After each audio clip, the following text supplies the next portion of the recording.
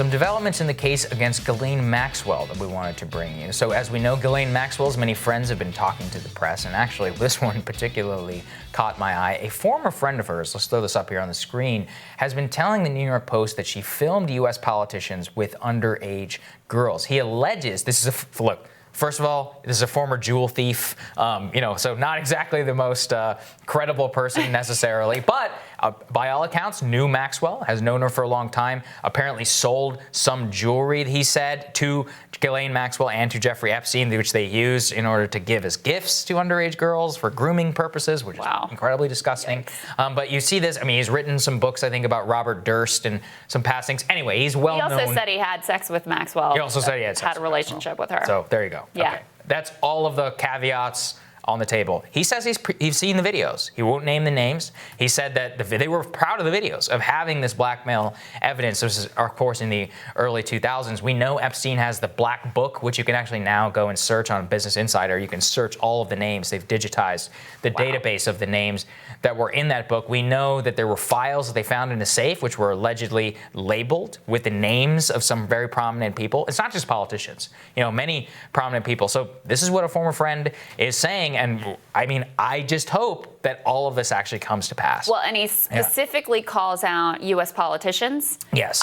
He said, I was forced to watch their videos because they were trying to impress me. They wanted to convince me of their power and who they held in their grip.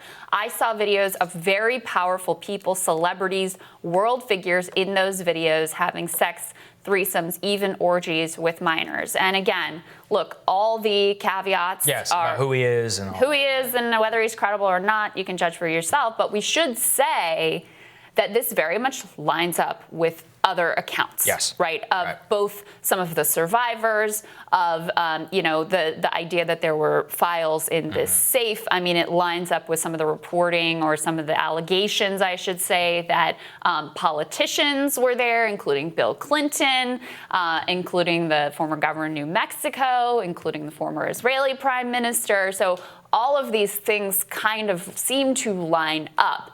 Doesn't mean that they're necessarily true, but this is another look at another piece of the pie. And at the same time, Saagar, you uncovered part of what Ghislaine Maxwell's defense is likely to be. That's right. So Maxwell has an arraignment in court tomorrow. Her lawyers are saying Ghislaine Maxwell is not Jeffrey Epstein. It's part of a multi-page new filing that they filed in court. So I was going through this filing, I guess doing the media's job again once for them. Let's throw my tweet up there on the screen.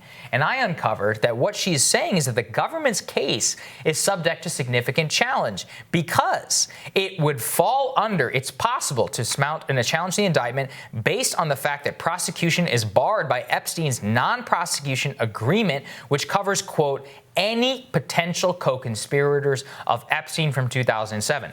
So why is this significant and egregious? Because that was a corrupt, possibly illegal, non-prosecution agreement entered into in the first place that allowed him to serve that sweetheart sentence at Palm Beach County Jail, have like 6-day-a-week halfway house for 15 months or whatever. He was hanging out in his office on work release. And which they didn't even, they didn't inform the victims of until after the deal had been met, which is a violation of federal law. Right. So you take all of this together, and you're saying that the original corrupt deal, they're saying, is what they're going to use in order to try and get off for this particular one. That's why I found it. I mean, it's a bombshell, really, which is that the original deal, the thing that sparked all of this. Why do we even know about this? Because Alex Acosta was Secretary of Labor, and he was the one who got put under the spotlight. Why did you enter in this deal with Jeffrey Epstein? That's what the whole original investigation was all about the corrupt nature of how that was reached and these backroom deals. Now we got the sweetheart deal and possible federal involvement, all of that. Now that deal is what could get her off in this particular case. So if she gets out on bail tomorrow, very likely that this could be one of the reasons. I don't think that she's going to get bail, largely because she has so many foreign assets. She has like millions and millions and millions of dollars.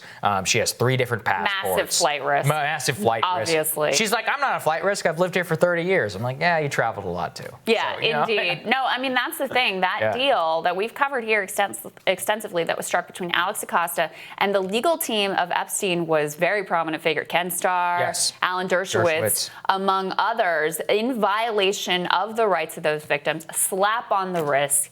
He's hanging out in his office, barely facing any time, able to then go back to the old lifestyle, victimizing and re-victimizing, or hanging out in the highest echelons of society. That was egregious and outrageous and unconscionable to start with.